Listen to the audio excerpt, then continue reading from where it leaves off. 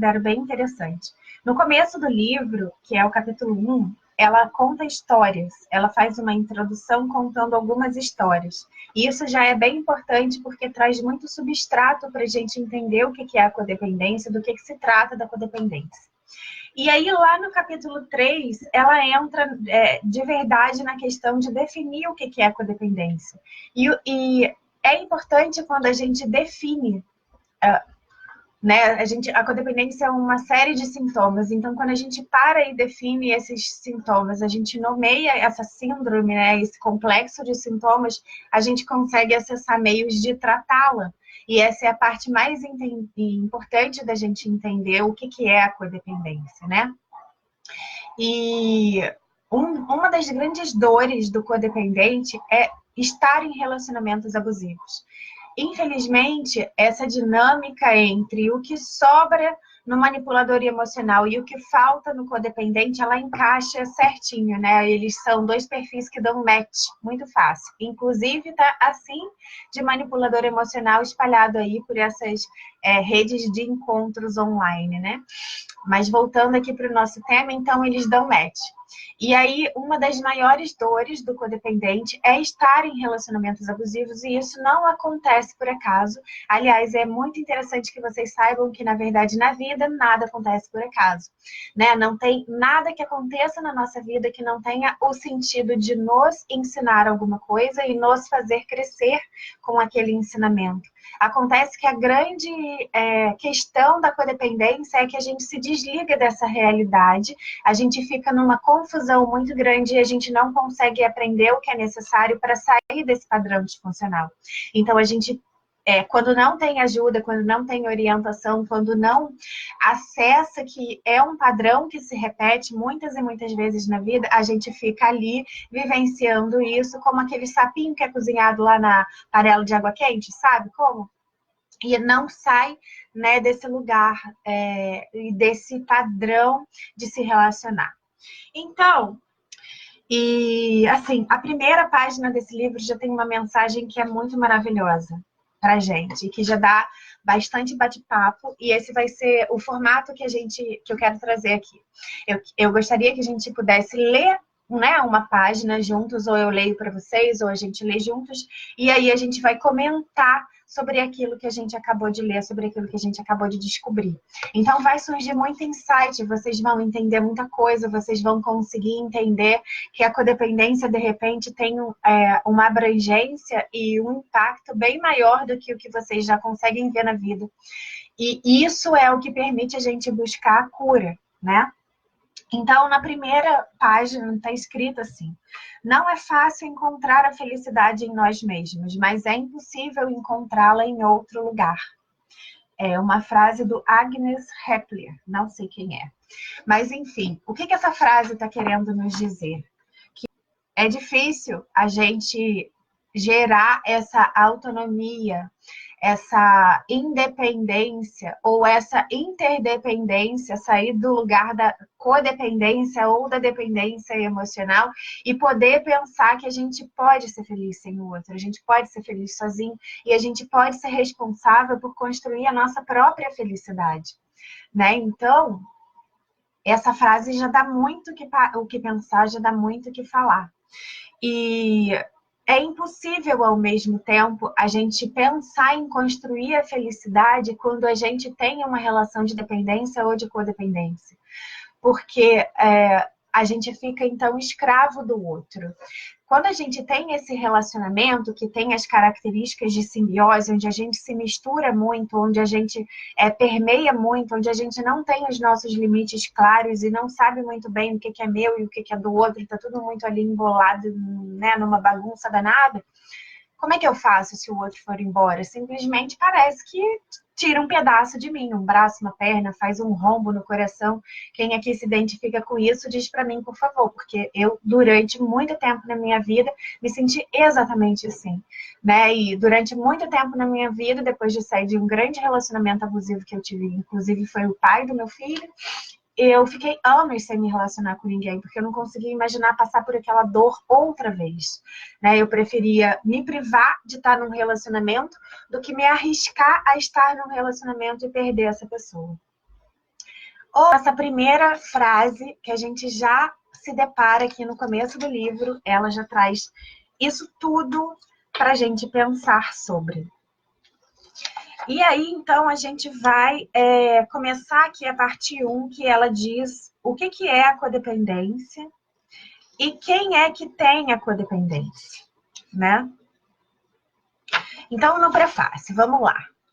No início dos anos 80, quando comecei a pensar em escrever um livro sobre codependência, lutando desesperadamente com o meu próprio sofrimento, prometi a mim mesma que se descobrisse o que acontecera comigo e o que seria necessário fazer para me recuperar, eu escreveria um livro sobre isso.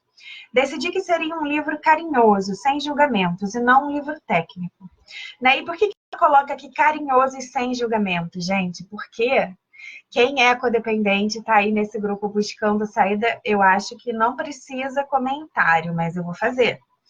A gente é carinhoso com a gente, gente, ou a gente julga a gente o tempo inteiro e é super crítico com a gente o tempo inteiro e se detona o tempo inteiro e se trata hiper mal. Eu, inclusive, digo que para eu curar um relacionamento abusivo com outra pessoa, eu primeiro tive que aprender a curar o relacionamento abusivo que eu tive comigo mesma durante muitos anos, né? Então, ela fez questão de deixar claro que nesse livro, ninguém vai te criticar. E nesse livro você vai ser acolhido, porque é disso que o codependente muito precisa. Então, sim, seria carinhoso, porque era disso que eu precisava, tá vendo? Ela até diz aqui, informação e carinho. Precisava de ajuda para o processo de cura dos meus problemas de codependência. Então, 5 anos depois, ela está dizendo aqui, 5 anos depois que ela teve esse insight de começar a pensar e escrever no livro, ela de fato sentou para escrever. E ela acabava de se separar do seu marido depois de 10 anos de casamento e estava recebendo um seguro-desemprego havia 4 meses para ajudar, vamos ver aqui, ajudar a sustentar a mim e meus 2 filhos, Nicole e Shane, enquanto escrevia Codependência Nunca Mais. Quando me perguntava como eu, uma não especialista, poderia escrever um livro naquelas condições, dizia a mim mesma que podia dizer o que pensava, porque, de qualquer modo, somente algumas pessoas realmente leriam. Então, outro pensamento típico do codependente, né? Tipo, o que eu faço não presta, o que eu faço não vai significar nada para ninguém, não tem valor. Valor é uma palavra bem difícil para a gente lidar, né? Enquanto a gente está aí bem envolvido com a codependência. Graças a Deus, a recuperação faz com que a gente crie uma outra relação com essa palavra, valor, autoaceitação, valorização. E aqui ela já demonstra uma característica bem forte, né? Então, acreditar que o que ela faz não vai ter valor. E aí ela continua. Também passei muito tempo escrevendo a introdução. Não apenas para apresentar o livro, mas também para apresentar o conceito de codependência. A palavra em si, né? Há um mundo que, quase em sua maioria, nunca ouviria falar disso. Agora, 5 anos depois da primeira edição, pedem-me para escrever o prefácio de aniversário de um livro que já vendeu mais de 2 milhões de exemplares. Então, gente, aí tem outra característica bem importante dos codependentes. A gente acredita que a gente é especial de alguma forma, que só a gente passa por isso que a gente passa. E é por isso que eu criei esse grupo aqui. Porque a sensação de isolamento, de falta de pertencimento, uma sensação de se sentir um estranho no ninho, um ET na terra, algum peixe fora d'água, essas expressões são assim, familiares para vocês? Né? Porque eu falei muito, é muito forte para um codependente. E aí ela se deu conta, depois desse tantão de ano, que o livro dela, no mínimo, 2 milhões de pessoas se interessaram pelo que ela tinha a dizer, ou seja, 2 milhões de pessoas se identificavam com alguma coisa que ela acreditava que fosse só ela que sentia. Né? E aí ela continua. Então, o que devo dizer? Perguntei à minha editora. Conte sobre as mudanças que aconteceram com as mulheres e com as pessoas em nosso país. Com você desde que escreveu o livro, sugeriu ela. Pensei, que mudanças ocorreram além da Guerra do Golfo e do desabamento da União Soviética? E aí ela conta, liguei a televisão. O filme da semana, não lembro o nome. era sobre um adolescente que tentava lidar com o alcoolismo e com o impacto de ter sido violentada. Sua mãe, uma enfermeira, lutara corajosamente para se livrar de uma relação abusiva e disfuncional com o marido, pai da menina. Ao longo do filme, mãe e filha conversavam abertamente sobre não tentar salvar uma a outra, porque isso não funcionaria. O filme termina com a filha tocando violão e cantando uma música de sua autoria, sobre não ser mais vítima. E eu escrevi uma nota para mim aqui buscar o nome do filme. Toda vez que eu leio isso, eu penso, gente, eu preciso saber que filme é esse, mas ela não disse que filme é esse. Então, olha bem aí, o filme da semana, cujo nome ela não lembra. Olha essa história, gente. Uma adolescente que tentava lidar com o alcoolismo e o impacto de ter sido violentada. É familiar essa história pra gente, né? Eu lidei com o meu alcoolismo na minha adolescência sozinha, não contei para ninguém, precisei lidar com isso. Não fui sexualmente violentada, mas fui emocionalmente violentada inúmeras vezes pelo meu pai. E, obviamente, que uma pessoa que vivencia, a gente estava falando de padrões lá no começo, né, desse vídeo, desse nosso encontro. E uma pessoa que vivencia um abuso hoje, uma situação de violação, de abuso hoje na vida, não é por acaso. Não é por acaso que aquele abuso entrou ali para ela. Não é por acaso que ela sai de um relacionamento abusivo e entra em um outro relacionamento abusivo, por exemplo. Nada disso é por acaso, né? Como eu disse, nada, aliás, nada ponto, né? Nada ponto na vida é por acaso. Então, olha aqui. Sua mãe, uma enfermeira, lutara corajosamente para se livrar de uma relação abusiva e disfuncional com o marido, pai da menina. Impactada por esses comportamentos disfuncionais e abusivos que ela via, né? E ela vivenciava durante a sua infância dentro da sua casa. E como esse é o padrão que se cria na mentalidade dela, no coração dela, como é isso que está cravado nela, é o que ela vivenciou dentro da própria casa dela, é isso que é familiar para ela e é isso que ela vai buscar no mundo. Porque engana-se quem acredita que a gente se apaixona por aquilo que é o oposto. É mentira. A gente se apaixona por aquilo que é familiar a gente. A gente reconhece um senso de pertencimento naquilo, mesmo quando aquilo que a gente pertenceu foi o sofrimento.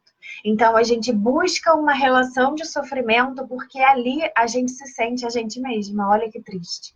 Não é isso? Por isso que o método que eu criei chama desprogramação. Porque isso é uma programação que foi instalada na sua cabeça, que foi instalada no seu coração desde quando você era bem pequeno, bem pequeno mesmo. E hoje você segue com essa programação rodando dentro de você, sem saber que você está sendo dominada por uma programação, e você fica buscando essas situações onde você se sente algo que remete à sua infância, algo que é conhecido, algo que é familiar para você. Então, o desprograme tem a função de limpar essas programações. E quando a gente tira essas programações, a gente não precisa instalar mais nada em você, porque aparece de verdade quem você é. Então, é um processo bem lindo de autodescoberta, tá? Vamos continuar lá, né? Então, eu caminhei, ela diz, até uma igreja onde não ia havia muito tempo. O sermão é um pouco diferente nesse frio domingo de inverno. O pastor fala de coração aberto, dizendo à congregação que está aborrecido por liderar uma igreja baseada em vergonha, medo, culpa e desonestidade. Ai, caramba! Vergonha, medo, culpa e desonestidade. Talvez vocês reconheçam a vergonha, o medo e a culpa, mas não a desonestidade. Mas eu digo, acreditem, a desonestidade está aí. A desonestidade está aí e ela está dentro da gente. A gente é extremamente desonesto com a gente. Quando a gente precisa anular o que a gente sente para conseguir atender a necessidade e o sentimento do outro, na verdade, para ganhar o que está ali em jogo na nossa contrapartida, que é a atenção do outro, que é o amor do outro, que é o reconhecimento do outro, que é o valor do outro, que a gente não é capaz de dar para nós mesmos, a gente está sendo bastante desonesto com a gente. Compreendem? Tá bom? Em vez disso, vamos continuar aqui no livro. Em vez disso, afirma, ela quer fazer parte de uma igreja que seja baseada em igualdade, honestidade, intimidade, aceitação e na força da cura pelo amor de Deus. Então, trocar todo esse padrão de vergonha, medo, culpa, desonestidade é esse processo de desprogramação. Quando você tira isso que está ali escondendo o seu eu verdadeiro, que é esse eu ilusório que fica do lado de fora e esconde quem você é de verdade, quando você tira isso, quando você elimina isso, quando você desprograma isso, o que sai é a honestidade, a intimidade, a aceitação e a força da cura, do amor, que na verdade, gente, quando a gente evolui nesse caminho da maturidade emocional, a gente entra na espiritualidade automaticamente. E aí a gente passa a ver como que esse Deus, ele fala através do nosso próprio coração. Como a gente consegue encontrar a força do amor desse Deus dentro do nosso próprio coração. Que é através do coração que Deus se manifesta aqui na Terra, se manifesta nos homens. E a gente acessa uma dimensão espiritual. A cura da codependência, né, e da dependência emocional, ela proporciona esse caminho da libertação, inclusive espiritual. Então, ela diz que quer fazer... Aliás, ela está contando aqui sobre o sermão do padre, né, do pastor, que ele quer fazer parte de uma igreja onde possa escolher seus próprios temas e onde as pessoas tenham relações honestas e saudáveis umas com as outras. Realmente, esse padre aqui, eu não sei se ele sabe, mas ele está falando da cura da codependência, né? A honestidade, a igualdade, a intimidade, a aceitação e a força do amor. Para que a gente possa, então, desenvolver... Opa, tem um bichinho aqui atrás de mim. Relações honestas e saudáveis. E eu estou agora aqui... O nosso pastor aqui, o pastor que a Melody está comentando, ele está falando da cura da codependência. Né? E aí, reforça aquilo que eu falei. Como que é muito importante a gente acessar esse lugar da maturidade emocional para poder entrar no caminho do amor ou da espiritualidade, que para mim é a mesma coisa, tá? Então ela diz, minha filha chega a casa, depois de sua primeira semana em uma nova escola. E ela diz, sabe de uma coisa, mamãe? Todos os dias na minha classe lemos uma meditação tirada do seu livro A Linguagem da Liberdade. E na escola dos meus amigos, eles estão discutindo sobre codependência em suas aulas de saúde. Por que será que os amigos da filha dela estão discutindo uma meditação tirada do livro A Linguagem da Liberdade? Porque é justamente isso que eu falei há pouco. A gente está preso. Essa desonestidade, essa falta de clareza sobre todas as coisas, a falta de clareza sobre o nosso funcionamento. E toda essa necessidade de reconhecimento, de amor, de aprovação que a gente tem pelo outro, faz com que a gente se desligue no nosso eu real. Isso é uma prisão, gente. Quando eu não posso me conectar de verdade com quem eu sou, com o que eu quero, com o que eu necessito, quais são os meus desejos, eu estou presa numa prisão imaginária, criada por mim mesma. Ai, gente, olha, não é um bicho, é o meu microfone. Criada pelos meus processos mentais, criada pela minha programação mental, né? Então, ler sobre a liberdade é algo, ou meditar sobre a liberdade, desejar a liberdade é algo que ocultamente todos nós codependentes fazemos. E tá aí mais uma prova da nossa desonestidade, porque a gente nem se permite desejar a liberdade abertamente. E a gente precisa esconder isso, e às vezes a gente esconde isso da gente mesmo. E por que os amigos dela em outra escola estão discutindo a codependência nas aulas de saúde? Porque a codependência pode nos adoecer. A codependência já é uma doença emocional, tá? Já é uma disfunção emocional que te leva a um adoecimento emocional que pode evoluir para um adoecimento psicológico, né? Então, o que você está falando, Cami? Não estou entendendo. É o seguinte, a gente pode ter comportamentos disfuncionais que nos levam a deprimir. Então, os comportamentos disfuncionais são um adoecimento emocional. Quando a gente deprime, a gente entra num transtorno psicológico. A depressão é uma doença, né? E eu não sou psicóloga, não sei se vocês sabem, eu sou formada em diversas áreas, não em psicologia, e me apresento como educadora emocional porque esse é o meu foco. O meu foco é trabalhar a sua maturidade emocional, para você alcançar essa liberdade, para você alcançar essa honestidade, essa intimidade, essa autoaceitação, para você construir relações honestas e saudáveis, para você poder admitir que você, sim, tem desejo por liberdade. Então, quando a gente não cuida dos padrões codependentes, eles se tornam doenças emocionais. E eles se tornam também doenças físicas, porque eu não sei qual é o conhecimento de vocês sobre o funcionamento do homem eu digo do complexo humano, mas a gente é formado por 4 dimensões ali. A dimensão emocional, a dimensão mental, a dimensão física e a dimensão espiritual. Então, quando a gente não cuida de uma dessas camadas, de uma dessas dimensões, a gente vai acumulando adoecimento em todas as outras dimensões da gente, porque no fundo a gente tem um corpo só. Tudo esse complexo mental, emocional, espiritual e físico faz parte de quem eu sou hoje aqui nessa vida, nessa experiência na matéria. Então eu vou adoecendo cada um dos meus corpos, cada uma das minhas dimensões. E ela segue aqui. Codependência Nunca Mais, com algemas rompidas na capa, está na lista de best-sellers da França. O meu não tem as algemas, eu não consegui achar aquela edição.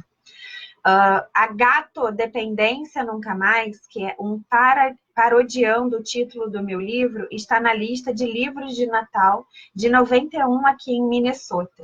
Né? E ela fala da gatodependência, eu falo da cachorro-dependência. Porque vejo muitas pessoas transferindo a sua carência afetiva e a sua necessidade de partilhar amor e afeto para os animais de estimação. E lidar com animais é muito mais fácil, gente, do que lidar com gente, eu concordo. Mas você não evolui, não amadurece emocionalmente se você passar a sua vida lidando só com animais. Né? Porque o grande desafio dessa vida, desse momento da existência, dessa nossa vida aqui nesse planeta, são os relacionamentos com pessoas, com seres humanos. Os relacionamentos são tão desafiadores quanto têm a capacidade de nos fazer evoluir, de nos curar.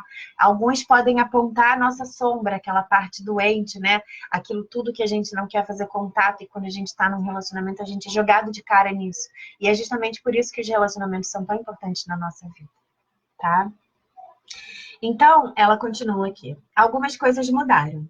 Eu escrevi mais 4 livros, viajei pelo mundo, divorciei-me, mas não me casei de novo, e devolvi à Previdência Social a ajuda financeira que me haviam dado.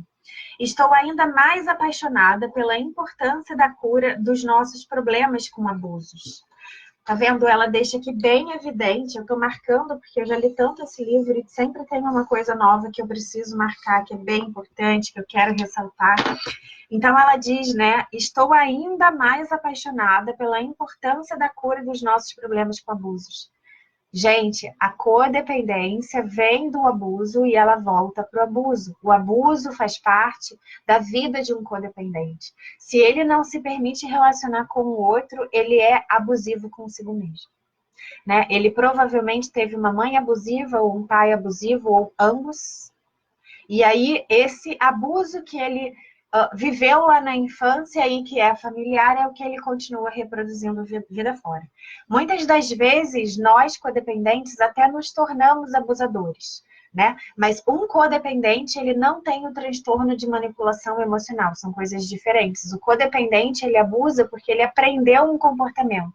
E uma pessoa com transtorno, ele abusa porque ele desenvolveu um transtorno, ele está fora da realidade e ele não vai voltar. Isso eu quero dizer o quê? Né? Que uma pessoa que é codependente e ela é abusiva, ela está sob uma programação, ela pode desprogramar e ela atinge a saúde. Quem tem o transtorno emocional de manipulação, não, eu estou falando, né, sobre um psicopata, um sociopata, um narcisista, e todos esses outros aí que a gente sabe, né? Os borderlines, esses não tem cura, tá, gente? Esses daí, eles não têm como fazer um processo de recuperação, infelizmente, porque o nível de abuso foi tão grande que ele vivenciou que ele já tá fora da casinha. Então, vamos lá. Sinto-me apaixonada. Tornei-me mais espontânea. Olha isso. Ai, é muito lindo, gente. Leia isso. Eu nem estava lembrando. Vou marcando tudo aqui com vocês. Tornei-me mais espontânea, adotei minha feminilidade e aprendi novas lições durante esse tempo, sobre limites, flexibilidades e assumir o meu poder. E sabe por que eu comemorei esse negócio de assumir a feminilidade? Porque eu passei por isso. E eu aposto que todas as mulheres aqui passaram também. Quando você desenvolve uma personalidade do tipo mais fortona, daquela que é autossuficiente, que vai salvar as pessoas, você obrigatoriamente rompe com o seu feminino. Você assume um lado muito masculino. Porque todos nós, independente de sermos homens ou mulheres, nós temos os princípios, ou seja, as energias femininas e masculinas dentro da gente. E isso se manifesta disfuncionalmente quando a gente está num contexto disfuncional e a gente está lidando com padrões disfuncionais, tá? Então, reconheço perfeitamente o que ela está falando, né? Tornei-me mais espontânea e adotei minha feminilidade, que a espontaneidade faz parte dessa energia feminina. Então, eu os agradeço demais, foi uma experiência bem gostosa. Esse livro é encantador, a gente vai conversar sobre esse livro aqui nos encontros e eu espero que vocês estejam comigo aí, tá bom? Beijo enorme no coração de vocês. Eu sou muito grata por estar tendo a oportunidade de partilhar minha experiência e de, quem sabe, conseguir outros despertares por aqui. Beijo, até a semana.